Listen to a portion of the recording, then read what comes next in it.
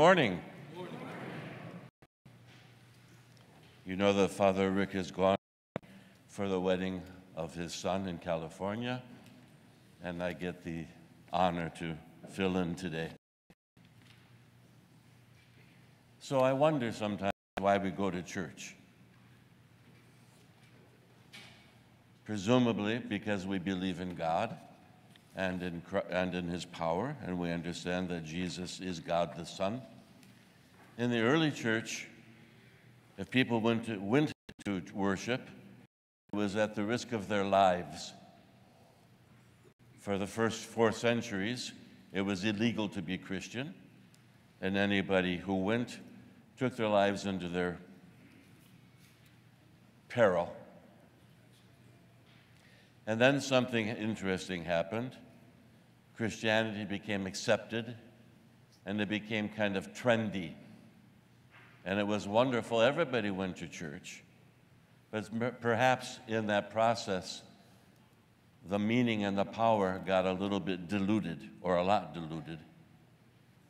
And then, in our case, during the 400 years of the Turkish domination, again, it was risky to go to church. I'm told that people didn't all go to church at the same time because they didn't want to draw attention to it, to the Turkish lords. So people trickled into church, and maybe that's why we got into the habit of coming when we want to come. Yeah. And sometimes we come early, and sometimes we come late, and sometimes we don't stay to the end. And then, but again, coming to church was risky. It was a threat to your life to go to church. And then we come to the land of the free and the home of the brave, and the place where religion is not only tolerated but protected by the Constitution. And we kind of slip back into the old golden age that we can come to church when it's convenient. In the early church, there was a sense of power, fear of God. There was a sense of something happening. There was a sense that God had really revealed Himself and that He was also sharing His power with the people. I don't know that we have that sense now. Sometimes we do, maybe, sometimes we don't. Sometimes we go to church because it's a cultural thing, or we just go because we were trained to go and we don't think very much about it. And in that context, we have today's gospel. We're in the period of St. Luke. St. Luke was a doctor. He's very much amazed by healings. And so we have a section of the Gospels here, the Gospel of Luke, where he sees and talks about the power of Christ. Last week, we heard about the parable of the sower. And then after the parable of the sower, if you're reading in the Gospel of Luke, Jesus said a little bit later, let's go across the Sea of Galilee to the other side. Doesn't say why. It's not just a coincidence for what happened today.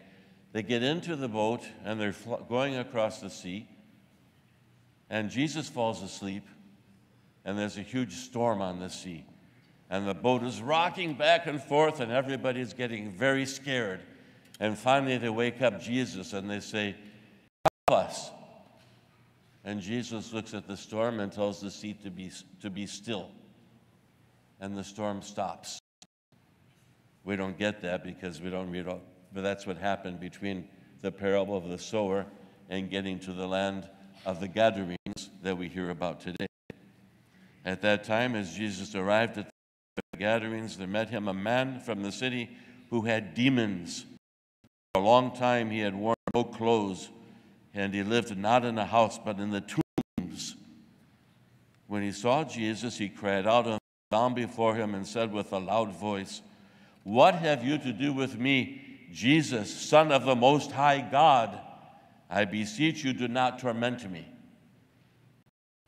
At that point, maybe the disciples didn't even quite understand who Jesus was. It was early in the ministry. Probably many of the people, not although many had gathered around him. But the demons who were in this man knew exactly who he was, and they were terrified of him. Son of the Most High God, what have you to do with me? Do not torment me. The demons who were in this man, because there are a whole legion, a whole army of demons in this man, know that when the end comes, they're going to go forever to a place unpleasant, to put it mildly. But they're concerned, as Jesus is confronting them now, early on, ahead of the time. We thought we had a little more time. We don't know how much time. None of us knows how much time we have. And Jesus asked the man, what is your name? And the demon spoke and said, Legion, for many demons were in the man. They begged him not to command him to go into the abyss. The abyss is a pit. There's nothing there except maybe other demons. And when the place is full of demons, all they do is torment each other. When they're free a little bit up in our world, they get a little bit of relief because they get to torment us. I don't want to talk too much about demons. I don't know that we have to really pressure that, but we know that God has power, and we know that the demons have power, and the demons are seeking to destroy us, and God wants to preserve and save us. So they said, don't send us into the pit. And Jesus said, send us into the herd of pigs, the herd of swine over there. And Jesus agreed. And he sent the demons into this herd of swine, and immediately they went crazy, ran off the edge of the cliff, dropped into the sea, and all drowned.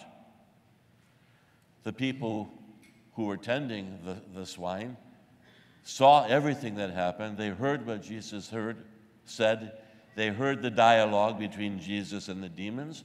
They went to the village and told the people what happened, and everybody came because they had to see for themselves. Who did this?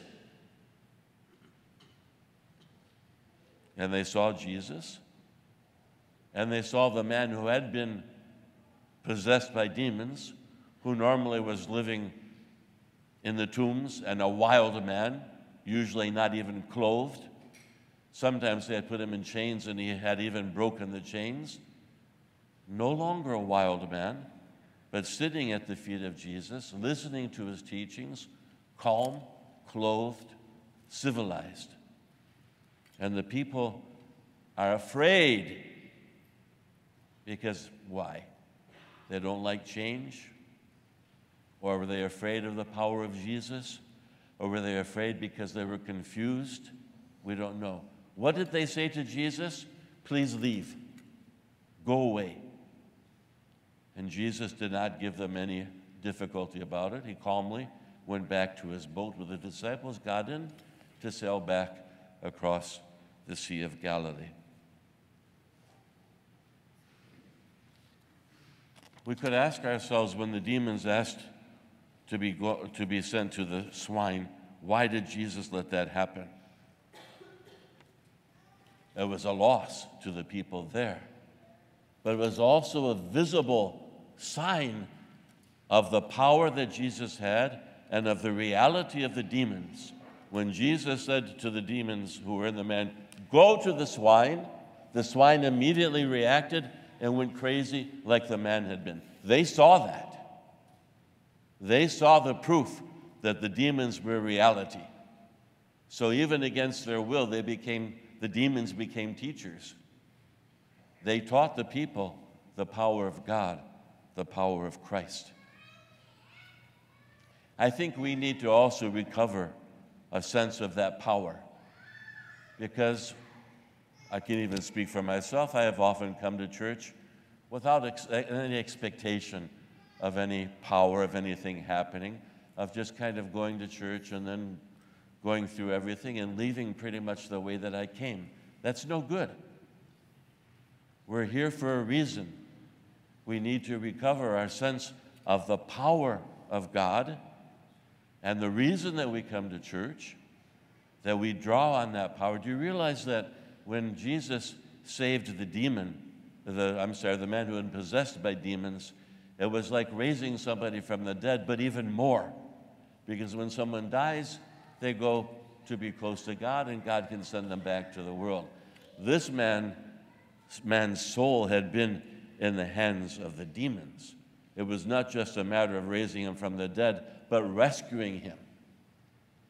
We have all of this power in front of us that we need to draw on. When you were baptized, what was the last words that were said in the gospel at every baptism? Jesus said, "For lo, I am with you always unto the ages of ages." He is with us. He stands by us, and even when we're not necessarily aware of his presence, he's there. And we can look back. Sometimes at the time it seems like he's not hearing our prayers. But we look back at a difficult episode and we got through it. Then we recognize he indeed is there and was there, and that's how we got through it, or we would not have gotten through it. Let's get in touch with God and with his power. Get in touch with his plan for our salvation and make it very, very real, that when we go to church we have the expectation of joy. After the communion, the priest says a prayer by the icon, and then he goes and stands by the communion on the side table, and he says,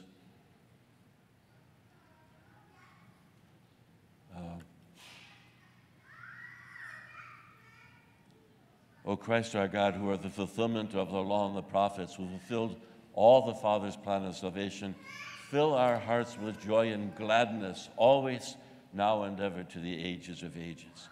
That's how we should feel at the end of every liturgy, that we are being filled with joy and gladness.